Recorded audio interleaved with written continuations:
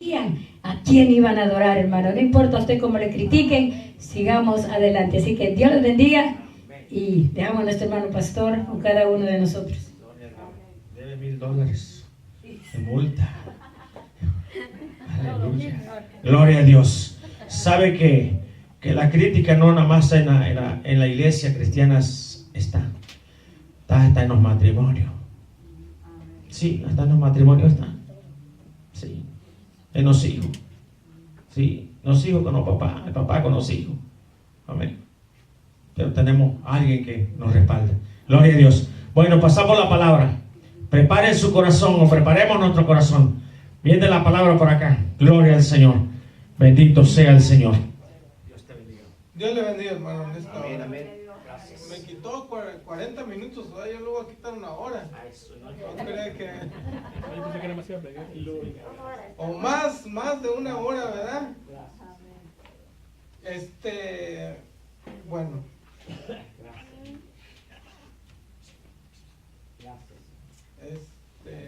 ¿Cómo se llama esa alabanza? Vamos a ver un mensaje que yo considero que es de parte de Dios en nuestra vida. El reloj va bien, ¿verdad? No, ni se ha movido. No sirve.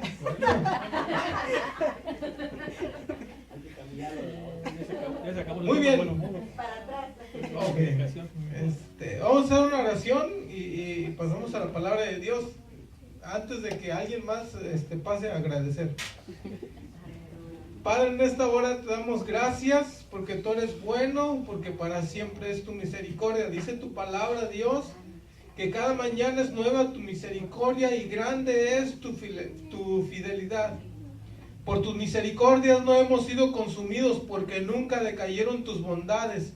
Nuevas son cada mañana, Dios. Por esas misericordias nosotros te damos gracias porque nos permites estar en tu casa, Dios, buscando tu rostro, buscando tu consejo, Señor, que es alimento para el alma, para nuestra vida, Dios. Te rogamos que con tu Espíritu Santo, Señor, nos ayudes a tener una mente abierta, un corazón abierto, dispuesto, Dios, para que tu semilla sea sembrada y germine, Dios. Dé fruto, Señor, en su momento, Padre, porque así es tu palabra. Una semilla, Dios, que da fruto, Dios. Te pedimos, Señor, que tú tomes el control de esta palabra, Señor, que tú hables y no yo, Señor.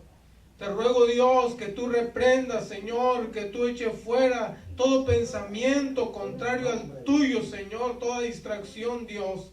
Te pedimos, Dios, que con tu consejo, Señor, nosotros, Dios, nos demos cuenta de lo grande que eres, Dios, de lo hermoso que eres en nuestra vida, Señor Jesús. Te rogamos, Dios, que tú seas, Señor, hablando, ministrando nuestros corazones, Dios. Y esta mañana, Señor, sea muy diferente, Señor, a otros días, Señor. Sea muy distinto, Padre. Que tu presencia, Señor, se manifieste de una manera sobrenatural en nuestras vidas, Dios. Que tu presencia nos ministre, Señor. Escarbe tu palabra en nuestro corazón. Haga eco, Señor, en nuestro corazón, en nuestros oídos, nuestra mente. Que no caiga en saco roto, Dios, tu consejo. En el nombre de Cristo Jesús, tu Hijo amado, te damos la gloria y la honra, Dios. Amén. Gracias, Dios. Amén. Muy bien, pueden sentarse. Nosotros los cristianos, bueno, los seres humanos, nosotros los seres humanos somos muy complicados. A veces somos complicados o a veces, hermano, nuestra vida es como un rompecabezas que no sabemos cómo ni de qué manera la vamos a armar. Entonces, uno cuando pasa esas situaciones, uno debe de pensar bien de cómo armar nuestra vida, porque es un rompecabezas, unas emociones, somos muy complicados, nosotros los seres humanos nos complicamos en ocasiones de la vida. En una ocasión, estaba una iglesia y alguien pasó al frente y estaba mal, diciendo: tengo muchos problemas, hermanos, tengo esto, tengo lo otro, ya me pasó esto y me pasó lo otro. Y una persona iba pasando por enfrente de la iglesia, la persona se mete adentro de la iglesia, se mete la mano en la bolsa, se saca una pistola y le dice, tenga, usted la necesita más que yo. Es muy complicado, ¿verdad? O sea, es una ilustración para que nosotros veamos que a veces nosotros los seres humanos somos muy complicados, muy complicados. Y esto que yo les estoy comentando, hermanos, da una pauta para saber, para cómo nosotros, hermano, hay cosas en la Biblia, hay cosas consejos en la Biblia que en ocasiones nosotros los pasamos por alto y no nos damos cuenta que están allí.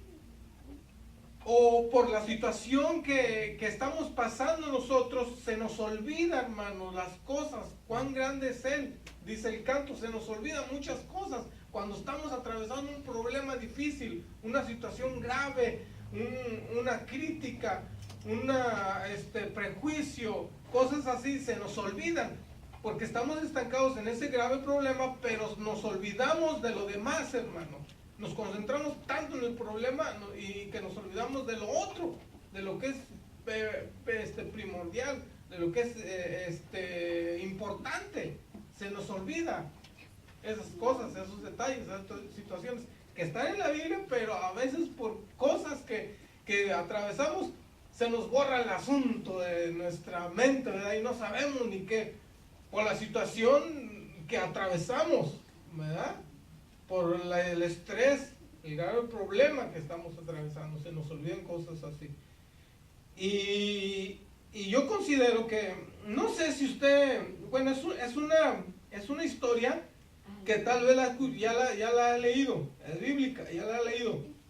Pero el tema que yo quiero tratar con usted, quizás ya lo escuchó o no lo ha escuchado. Pero es algo que yo dije, bueno, lo voy a armar, porque esto es bueno para nuestra vida, que nosotros nos demos cuenta de cosas que a veces se nos olvida, ¿eh? Escuchamos tantas cosas que nos olvidamos de otras cosas. Y yo quiero compartirle con ustedes una historia que está en 2 de Samuel, el capítulo 9. De ahí se desprende algo que a mí me gusta, hermanos. 2 de Samuel, en el capítulo 9, ¿ya lo tiene? Sígame con su vista, lo vamos a leer con calma, tranquilo. 2 de Samuel, capítulo 9, dice: dijo David, ¿ha quedado alguno de la casa de Saúl a quien haga yo misericordia? Dijo, a quien haga yo misericordia por amor a Jonathan. Y había un siervo de la casa de Saúl que se llamaba Siba, el cual llamaron para que viniese a David. Y el rey le dijo, ¿eres tú Siba? Y respondió, tu siervo. Y el rey le dijo, ¿no ha quedado nadie de la casa de Saúl a quien haga yo misericordia de Dios? Y Siba respondió al rey, aún ha quedado un hijo de Jonathan, lisiado de los pies. Entonces el rey le preguntó, ¿dónde está? Y Siba respondió al rey, he aquí que está en casa de Maquir, hijo de Amiel, en Lodebar. Entonces envió el rey David y le trajo de la casa de Maquir, hijo de Amiel, de Lodebar. Y vino Mefiboset, hijo de Jonathan, hijo de Saúl, y David. Vino a David y se postró sobre su rostro e hizo reverencia. ¿Quién se postró sobre su rostro? Mefiboset hizo reverencia, dice. Y dijo David, Mefiboset. Él respondió, he aquí tu siervo. Y le dijo David, no tengas temor, porque yo a la verdad haré contigo misericordia por amor de Jonathan, tu padre, y te devolveré toda la tierra de Saúl, tu padre, y tú comerás siempre a mi mesa. Y él inclinándose dijo, ¿quién es tu siervo para que mires a un perro muerto como yo? Entonces el rey llamó a Siba, siervo de Saúl, y le dijo, todo lo que fue de Saúl y de toda su casa, yo le he dado al hijo de tu señor. Tú pues le labrarás la tierra, tú con tus hijos y tus siervos, y almacenarás almacenarás los frutos, para que el hijo de tu señor tenga pan para comer. Pero Mefiboset, el hijo de tu señor, comerá siempre a mi mesa. Y tenía Siba 15 hijos y 20 siervos. Y respondió Siba al rey: conforme a todo lo que mande mi señor el rey a su siervo, así lo hará tu siervo. Mefiboset, dijo el rey, comerá a mi mesa como uno de los hijos del rey. Y tenía Mefiboset un hijo pequeño que se llamaba Micaía, y toda la familia de la casa de Siba era siervo de Mefiboset, y moraba Mefiboset en Jerusalén, porque comía siempre a la mesa del rey, y estaba lisiado de ambos pies. Muy bien. Entonces, ¿puede sentarse? Yo quiero compartir un título que lo he puesto: las funciones de la gracia. Que la gracia es un estado en el cual entra el creyente o entra la persona, ¿verdad? Es un estado de perdón del cual el creyente entra en ese estado, y entonces allí es donde empieza lo que es el perdón, y lo he titulado yo esto, lo que es las funciones de la gracia. La gracia tiene varias funciones, diferentes funciones en nuestra vida, no solamente es perdón y ya, tiene varias funciones lo que es la gracia. Mefiboset era hijo de Jonathan, y por ende era nieto del rey, del papá de Jonathan. La nodriza, cuando se vino la batalla, la guerra, entonces la nodriza lo agarró, y en cuanto corrió para salvarlo a él y su vida, a esta se le cayó de las manos. Cuando se le cae de las manos, lleva un golpe Mefiboset que queda lisiado de los pies, de los dos pies. Quizás pudo haberse lastimado la columna, ¿verdad?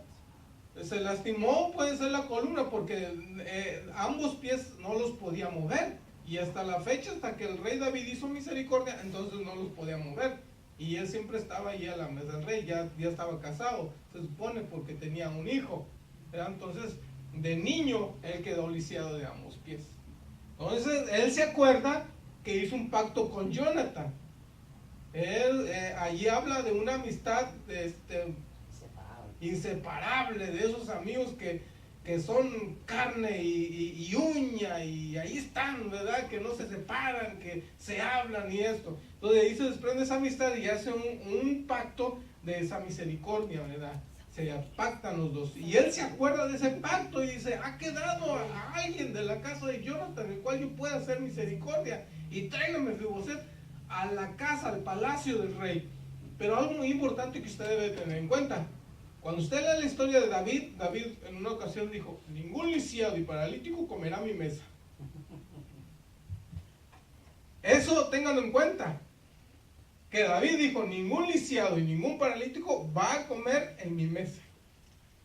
Llega Mefiboset, que está lisiado de los pies, paralítico, y está en la mesa del rey. Entonces tengan en cuenta eso, hermanos. Ahora la situación fue esta de que él estaba allí y comía en la mesa del rey. Estaba en la mesa del rey comiendo. Entonces la gracia, las funciones de la gracia, yo tengo algunos puntos aquí que le quiero compartir sobre lo que es las funciones de la gracia, que a veces a nosotros se nos olvida, se nos pasa por alto lo que es la gracia, lo que es esa preciosa gracia sobre la cual nosotros, hermanos, fuimos juntados. Hay una historia en la Biblia que habla de que Dios le dice a un profeta: ve y cásate con una mujer adúltera, y él fue y se casó. Entonces esa mujer se casó y tuvieron hijos, pero esa mujer volvió otra vez a engañarlo, y Dios le dijo: ve y otra vez y búscala. Fíjese, o sea, hoy en día eso no pasa, hermanos. Si yo me caso con mi esposa y esta me engaña, no va a pasar eso, que yo la vaya a buscar. Claro, no. No va a pasar, hermanos. Claro, no, man. ¿Verdad que no pasa? Solamente Dios sabe. No, sí puede suceder. Yo he visto casos que sí sucede. Sí sucede, en casos puede pasar, pero se imagina que viene ya con su estómago y todo, no va a pasar. Pero entonces esta mujer Fíjese, esta mujer obviamente es de la calle, es prostituta, ¿verdad? Entonces va y la consigue otra vez y otra vez. Entonces, el mensaje de Oseas que Dios le da a través de esto, fíjese, pero cómo es que los profetas tenían que obedecer a Dios, hacer cosas que Dios los ilustraba. Y se casó, hermano, se casó con una mujer adúltera, se casó. Entonces dijo Dios, así como esta mujer adúltera ha adulterado, dice, así es mi pueblo.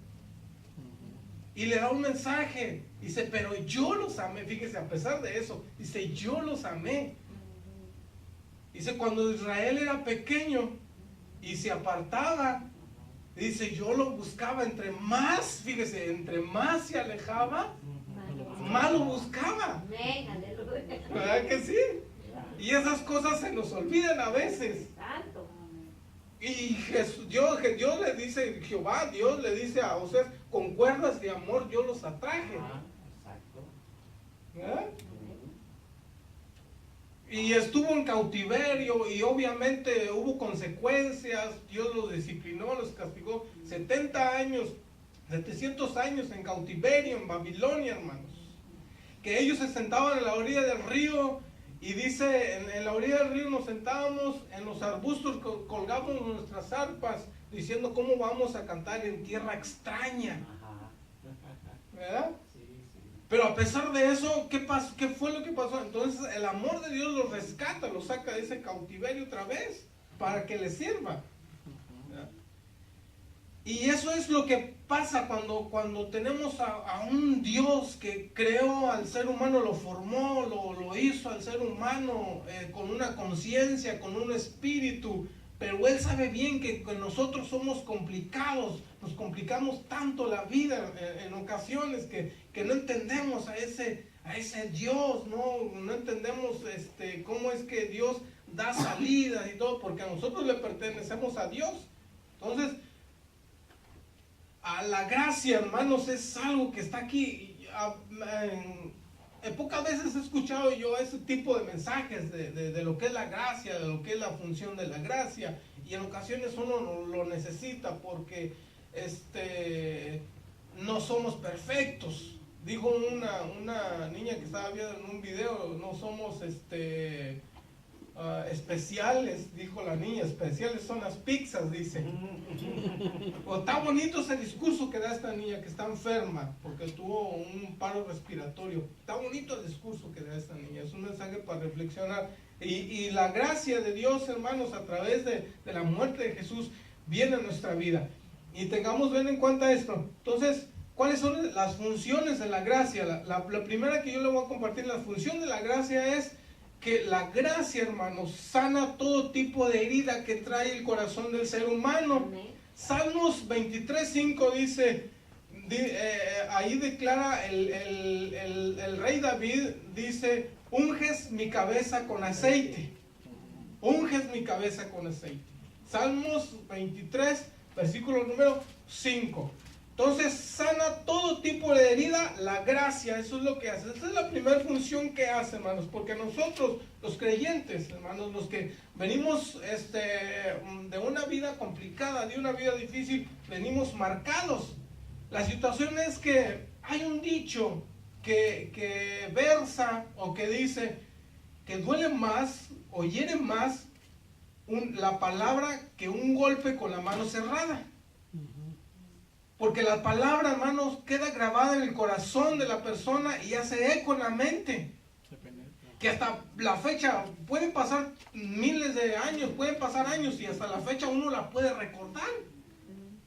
Podemos hacer nosotros memoria y puede decir uno, yo me acuerdo que mis padres me dijeron que no servía para nada, o que era un cabezón, o que era burro, o que era torpe, que no sabía hacer bien las cosas, y que no sirves para nada, y qué va a ser de tu vida, y no tienes un buen futuro, y tantas cosas que el ser humano se le llena el corazón, y eso lo marca. Resentimientos, por ejemplo. Hay personas que tienen resentimientos, aún de adultos los guardan esos resentimientos. El pasado marca a la persona de una manera salvaje, hermanos, por decirlo así. Y esas heridas, esos resentimientos, esos problemas que quedan grabados en la mente y en el corazón del ser humano, llegan los creyentes a la iglesia con todo eso, con un corazón marcado, hermanos. Nosotros no somos adivinos para saber qué tipo de vida llevó la persona. ¿Qué fue lo que hirió el corazón de esa persona?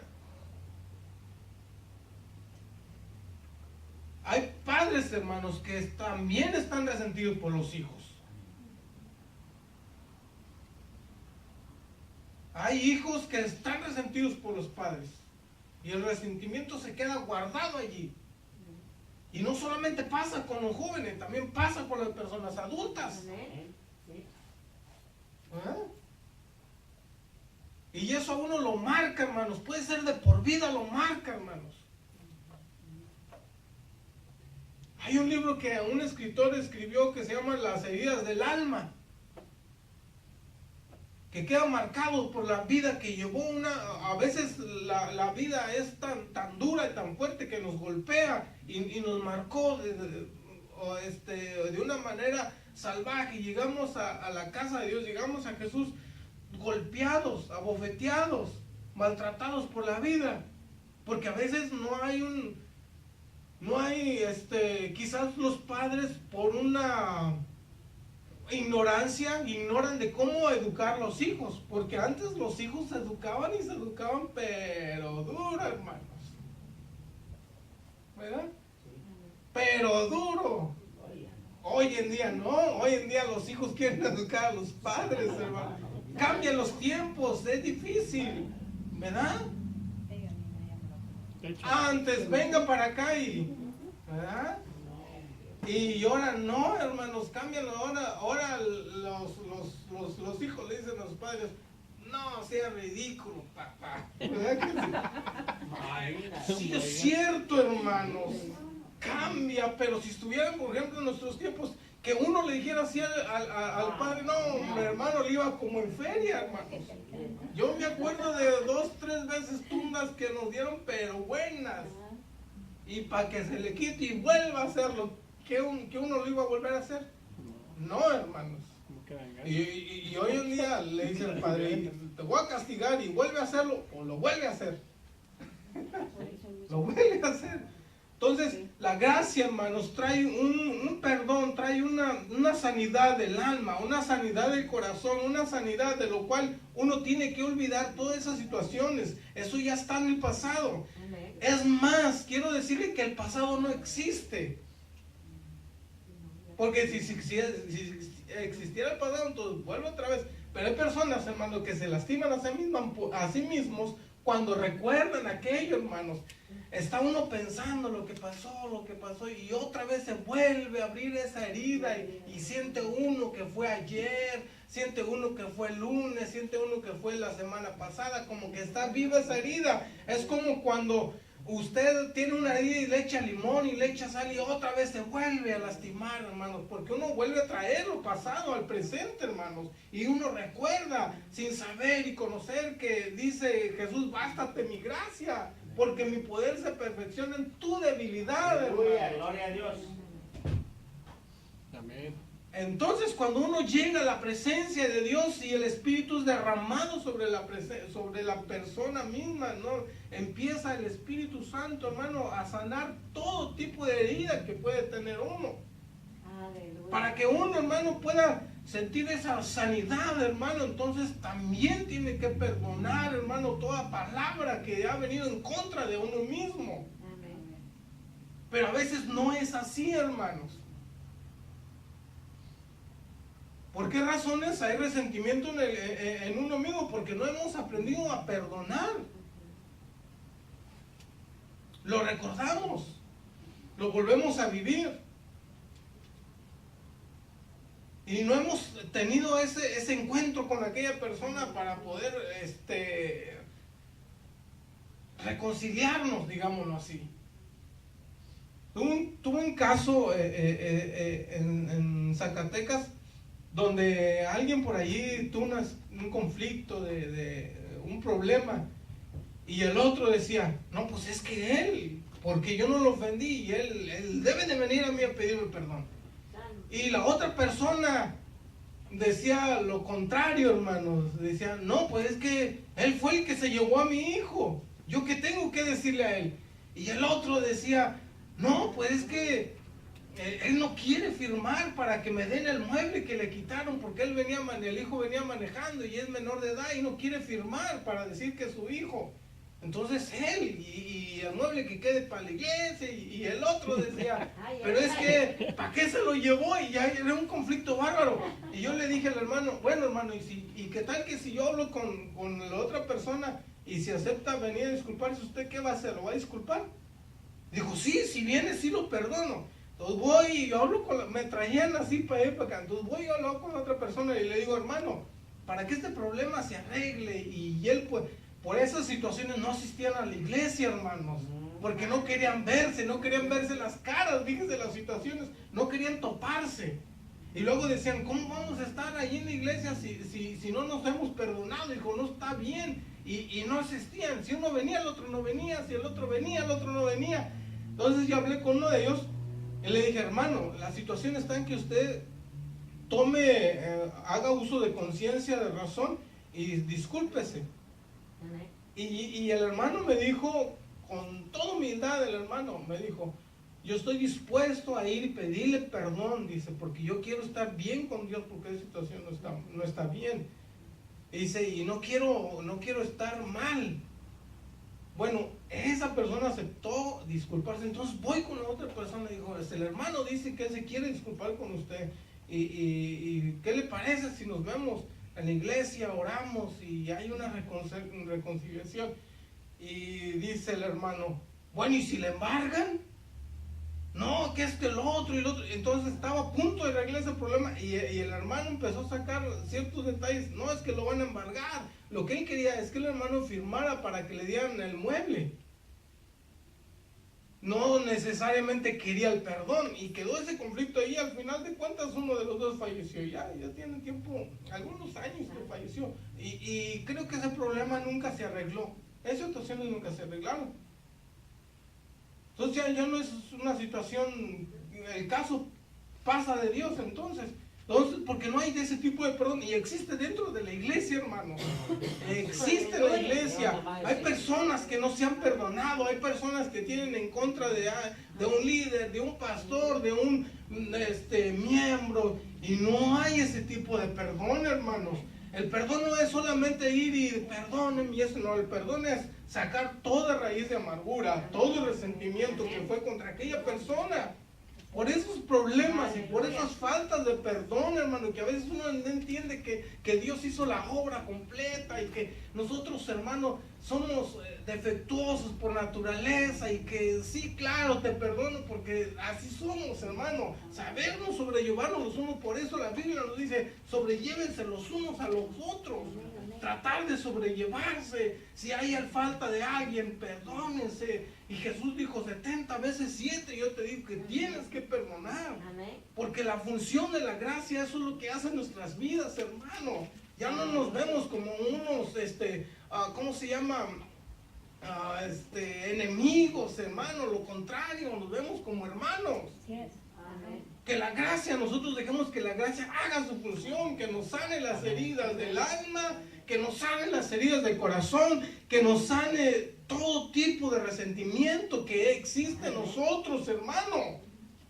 O sea, que ya no quede por mí, que yo vaya al hermano y me disculpe. Cualquier persona, cualquiera que tome la iniciativa, si él no la toma, pues yo voy. Porque un día voy a estar delante de Dios. Dios me va a pedir cuenta de lo que yo estoy haciendo. Si él no quiere disculparse o no quiere esa reconciliación, entonces Dios que tome cartas en el asunto de su vida. Y la gracia, hermanos, esa función es la que hace. Quita todo resentimiento, toda falta de perdón que hay en nosotros, y en nosotros está verdaderamente el Espíritu de Dios. Y si la Biblia dice que Dios es amor, entonces hay que actuar sobre el perdón. Hay que actuar sobre los resentimientos y sacarnos toda raíz de amargura, hermanos, como aquella persona que la persona, hermano, está al borde de la muerte y no quiere perdonar. Yo le he administrado y le he dicho, es que usted se tiene que enseñar a perdonar, hermana. Saque su raíz de amargura y se la he de ver en cama, hermano, muerta, pero no la he de perdonar. Y es todo lo contrario, es la que ya está al borde, hermano, de la muerte. Ojalá y que no, está en espera de un trasplante de riñón, porque tiene, del hígado, creo, algo así. Tiene cirrosis, algo así le pegó a la persona. Y está mal la persona, hermano, y eso no puede ser posible. Y yo le decía, y con todo el alma, dice la hermana. Entonces hablemos de realidades, hermano, que pasan, de que la gracia es la que hace función. Si el Espíritu de Dios y la gracia está sobre mí, entonces que sea una realidad, hermanos. Que yo venga con el hermano, si algo pasó, si yo dice que yo vengo con el hermano y yo sé que esto y lo otro, y discúlpeme, hermano. Amén. Que ese orgullo que existe en nosotros quede pisoteado, quede por los suelos, hermano. Como dijo una actora en aquel tiempo atrás, hueca pero de pie. Entonces eso no es posible, hermano, porque si nosotros violamos todo lo que es la ley de Dios y Dios nos perdonó a pesar de eso, a pesar de que merecíamos la muerte, hermano, y viene y nos cobija la gracia. No había hecho nada Mefiboset para merecer estar a la mesa del rey. Mefiboset le dijo a él, ¿y quién soy yo? ¿Un perro muerto? ¿Quién soy? ¿Quién soy yo? Y esas situaciones a veces uno por cosas que ha hecho, hermano, por lo que no se ha perdonado en sí mismo, puede uno estar delante del rey, delante de Dios. Y yo he escuchado personas que dicen, ¿y quién soy yo? No me merezco esto, no me merezco lo otro. ¿Y Dios qué le ha dicho? ¿Y quién te ha preguntado si lo mereces o no? Yo te lo he dado por gracia. Amén. Yo te he dado lo que tú tienes por gracia. No te lo mereces, pero yo te lo he dado porque la gracia es un regalo inmerecible. De que nosotros somos privilegiados, hermanos, que no cometimos un pecado, hermano, pero somos privilegiados porque viene la gracia de Dios y nos cobija. Él se sentía perro muerto porque estaba delante del rey por la situación que él estaba pasando, y viciado de los pies y maltratado de la vida. Pero yo me imagino que el rey lo vistió, lo cambió y lo sentó a su mesa. Y tú no vas a sentirte como un perro muerto. Tú te cambias, te vistes, te bañas y te sientas en mi mesa todos los días, ¿sí? Porque allí vas a comer. Entonces la gracia de Dios la que cobija las heridas del alma y las borra, hermano. Las quita, las limpia, las deshace con aquel aceite fresco que Dios derrama sobre nuestra cabeza, sobre nuestra alma, sobre nuestro corazón. Amén. La siguiente función es cubre o borra todo tipo de pecado. Y hay una historia que a mí me gusta mucho. Bueno, se la voy a dar un poquito más adelante. Pero Juan capítulo 2, versículo 29. San Juan capítulo 1, perdón. Juan capítulo 1, versículo 29, dice, él hace una declaración. Dice, el siguiente día vino Juan a Jesús que venía a él y le dijo, he aquí el Cordero de Dios que quita el pecado del mundo. En Efesios en el capítulo 2, versículo 1, Jesús hace una declaración. Dice, Él os dio vida cuando estaban muertos en vuestros delitos y pecados. Primero dice Juan, he aquí el Cordero de Dios que quita el pecado del mundo. Fíjense lo que dice. Quita el pecado del mundo. Y acá el apóstol Pablo en el capítulo 2, versículo 1, y dice, y Él os dio vida a vosotros cuando estabais muertos en vuestros delitos y pecados, en los cuales anduvisteis en otro tiempo, siguiendo la corriente de este mundo, conforme al príncipe de la potestad del aire, el espíritu que ahora opera en los hijos de desobediencia. Él os dio vida cuando estaban muertos en vuestros delitos y pecados. Amén. Entonces lo que hace la gracia es que cubre o borra, más bien borra todo tipo de pecado que nosotros hemos cometido. Eso es lo que hace la gracia, lo que hemos cometido. Hay una historia en la Biblia que me llama la atención de Judas y Pedro. Judas, la situación de Pedro, hermanos, es que él lo que hace, va y le dice al Señor, le dice, Dios, le dice Jesús, si me es necesario morir, o si me es necesario seguirte, hasta la muerte te seguiré. Entonces Jesús lo ve y le dice, Pedro, ¿verdad? En otras palabras, queriéndole decir, no sabes lo que dijiste, porque antes de que cante el gallo me negarás 3 veces. Y Pedro, no te voy a negar, si hasta la muerte.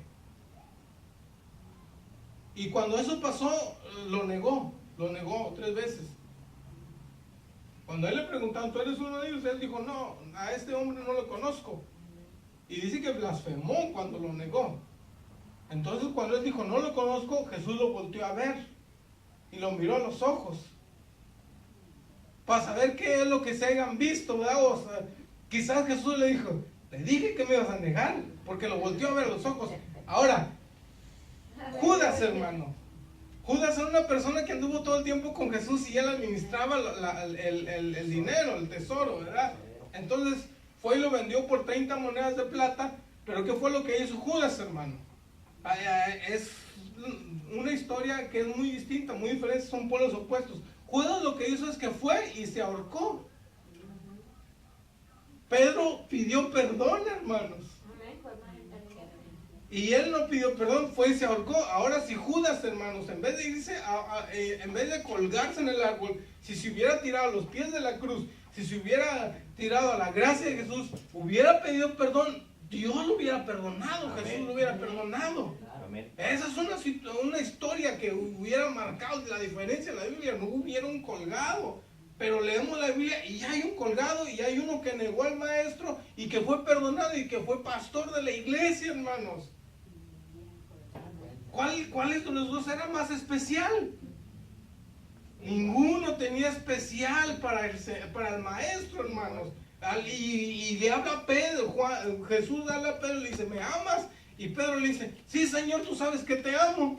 Y lo negó y le dice que lo ama.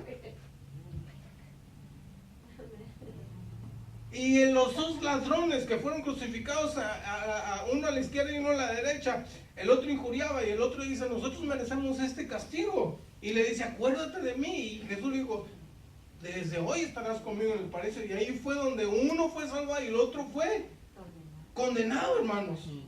Porque el otro no entendió la gracia. No entendió la gracia, hermanos. Y la gracia trae ese borra todo tipo de rebelión y todo pecado que hay en la mancha el alma, entorpece el corazón, estorba la presencia de Dios, hermano, bloquea la bendición de Dios. El hombre no es santo, es estorbado, es torpe, hermanos, por el pecado. Y es cuando viene esa gracia, cuando uno se tira a los pies de la cruz, cuando uno va y pide perdón, el hombre es perdonado, es restaurado. Por eso Jesús, Juan decía, abogado, estas cosas son escribo, si alguno hubiere pecado por algún descuido, abogado tenemos para con el Padre, Jesucristo el justo. Amén. Y Hebreos en el capítulo 12, Jesús, la Biblia nos dice que corramos con paciencia la carrera que tenemos por delante, puestos los ojos en Jesús, pero dice, despójense de todo pecado y todo peso que nos asedia para seguir corriendo la carrera que tenemos por delante. Si nosotros hemos pecado, hemos cometido agravio, entonces hay que examinar nuestra vida y ver qué tipo de pecado hemos cometido y decirle, bueno, Señor, aquí estoy, yo sé que te fallé. Pero también nosotros debemos de atravesar esa barrera del perdón, perdonarnos a nosotros mismos y podernos dar una oportunidad más, hermano. Porque hay quienes piensan que Dios nos va a perdonar. Yo le estuve evangelizando tantas veces a mi padre, y en una ocasión él me dijo, no, es que yo no creo que Dios me perdone por lo que he hecho. Y le digo, ¿y usted cómo sabe? ¿Usted cómo sabe que Dios no nos perdona? Al final, cuando estuvo en su lecho de partir, fallecimiento, llegó un hermano y gracias a Dios él aceptó a Jesús en el corazón. Y al siguiente día Dios lo recogió, pero sí lo aceptó a Jesús en su corazón, hermano.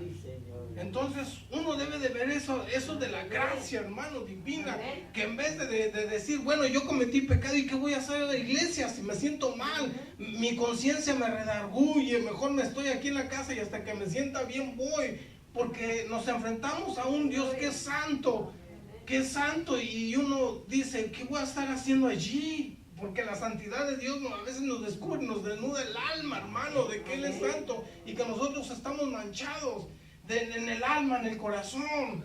Porque el pecado ahí se escribe, queda cincelado en el corazón, pero viene Dios y lo borra, hermano. Y muchas veces uno no lo entiende eso. Y seguimos, hermano, repitiendo eso en nuestra mente. Yo cometí este pecado en el pasado, que Dios no me lo puede, es increíble que Dios me lo perdone. Y ahí está martillando, pero cuando viene la gracia, por eso Juan dice, aquí el Cordero de Dios que quita el pecado del mundo. Y eso a veces uno no lo entiende, hermanos. Porque eso es algo espiritual, algo tan cierto como uno respira, hermanos, que Dios quita el pecado del alma, hermanos, del corazón. No hay nadie más que pueda hacer eso. No hay nadie más que pueda actuar en el alma, hermanos. Porque al final de cuentas, hermanos, nosotros somos carne, hermanos. Si David, que era conforme al corazón de Dios, le falló, hermanos, a Dios. Y él fue y se echó a los pies de la cruz y pidió perdón y Dios lo perdonó. Pedro que lo negó y también lo perdonó, hermanos. Pablo que le decía, es que yo tengo un aguijón que me ha dado para que no me gloríe. Pero Dios me dijo, me ha dicho, bástate mi gracia, porque mi poder se perfecciona en tu debilidad. Hay muchas situaciones que uno escarba y que dice, bueno, ¿y qué aguijón tenía Pablo? Unos decían que estaba calmo, otros decían que estaba visco, otros decían que tenía una enfermedad en el estómago, otros decían que estaba cojo y tantas cosas que se dice y no se sabe a ciencia cierta cuál era el aguijón que tenía en la carne. No dice, se me ha dado un aguijón para que no me gloríe. Él tenía una debilidad, hermanos. Eso era su aguijón en la carne. Podría ser también, hermano, porque cuando él perseguía a la iglesia de Jesucristo, el mismo Dios le dijo, verá lo que te va a pasar ahora. Cuando él recibe a Cristo, él es perseguido después, entonces puede ser, no lo especifica la Biblia, pero dice que después Pablo era perseguido, y entonces Pablo tuvo que ser sufrido porque fue encarcelado y después lo que le tocó fue la muerte. Sí. Puede ser ese aguijón, hermano, porque él tuvo que sufrir. Sí, muchos dicen que era por el sufrimiento y todo, porque Jesús, Dios le dijo, tú te has dado de cosas contra el aguijón, pues ahora yo te voy a enseñar cuánto es para hacer por el evangelio. Entonces, son, ¿cómo se llaman? Especulaciones, ¿verdad? Que pueden ser de eso, pero él tenía su aguijón en la carne, hermanos. Tenía un aguijón que no lo dejaba y que no lo dejaba, hermanos, y tremendas luchas que no lo dejaba. Entonces, esos tipos de aguijones es el que en ocasiones a unos allí nos punza cada uno de nosotros, de que nos lastima, de que tenemos luchas, de que esto y que el otro, pero viene la gracia de Dios, hermano, en nuestra vida y dice, bástate mi gracia, que mi poder se perfecciona en tu debilidad, hermanos. En tu debilidad. Entonces eso es la otra función. La función número 3 es que no es prejuiciosa, hermanos. La gracia no es prejuiciosa. ¿Ustedes saben qué es un prejuicio? Nomás el último y nos vamos. 3 y 4 y nos vamos. Nomás son 4, hermanos. ¿Alguien sabe qué es un prejuicio, hermanos? Alguien que le hace una maldad a alguien más. Ese es un prejuicio. ¿Alguien más? Yo sé que ahí lo tiene, pero aporte, hermano, que no se está en silencio. ¿Alguien más sabe qué es un prejuicio?